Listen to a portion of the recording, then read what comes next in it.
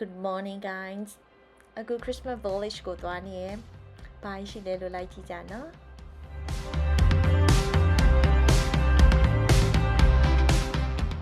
ဆိုင်လေးလိုက်ကြည့်နေပါရဲ့အခုဒီဆိုင်လေးက left ဆိုပြီးထိုးထားတဲ့ဟာလေးပို့တွေ့ရပေါ့နော်အဲ့ဒါလေးအရင်ချစ်ဖို့ကောင်းတယ်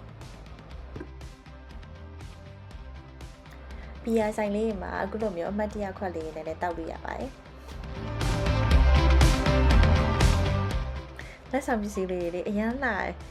သူကနာမည်လေးရေးပြီးတော့လဲ train ခိုင်းလို့ရတယ်ကိုကြိုက်တဲ့နာမည်ရေးပေါ့နော်အဲ့လိုမျိုးလေး train ပေးပါရဲ့ရာသီဥတုကလည်းရန်အေးရဲ့ခါကျတော့ဘာတောက်မလဲလို့လိုက်ရှာနေနောက်ဆုံးပိတ်တော့ coffee ဆိုင်လေးပဲ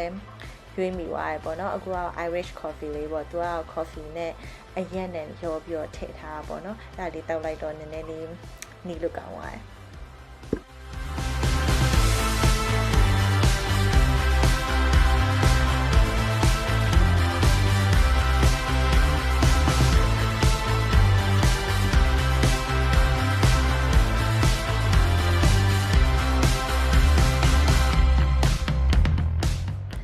Christmas မှာ Philadelphia မှာလာပြီးတော့ကုံဆုံးချင်တယ်လို့ဆုံးဖြတ်ထားတဲ့လူတွေဆိုရင်ဒီညလေးကိုလာဖို့အတွက် recommend ပေးချင်ပါတယ်ဒီညမှာဆိုရင်ဆိုင်လေးတွေလည်းအများကြီးရှိရဲ ice skate လည်းလုပ်လို့ရတယ်ရဟတ်တွေလည်းစီးလို့ရတယ်ပြီးတော့ဒီညကနေပြီးတော့နောက်ထပ်လမ်းကူးလိုက်ပြီဆိုရင်လည်း Love Park ပေါ့နော်သူကလည်း Christmas Village ပဲအဲ့မှာဆိုရင်လည်း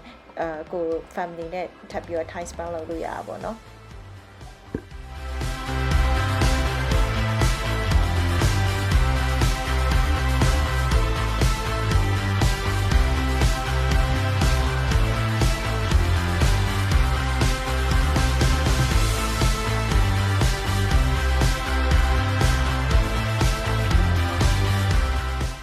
အခုလိုမျိုး Christmas Village video လေးကိုကြည့်ရှုပေးရတဲ့အတွက်ကျေးဇူးတင်ပါတယ် Thank you guys